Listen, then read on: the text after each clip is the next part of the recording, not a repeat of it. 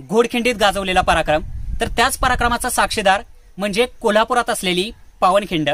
तर आजच्या व्हिडिओमध्ये आपण पावनखिंड पाहायला जाणार आहोत आणि पुढील काही व्हिडिओमध्ये आपल्या कोल्हापूर शहरामधली विशालगड, बाजीप्रभूंची समाधी, त्यासोबत कोल्हापुरातली आणखी काही ऐतिहासिक ठिकाणं पाहायला मिळतील।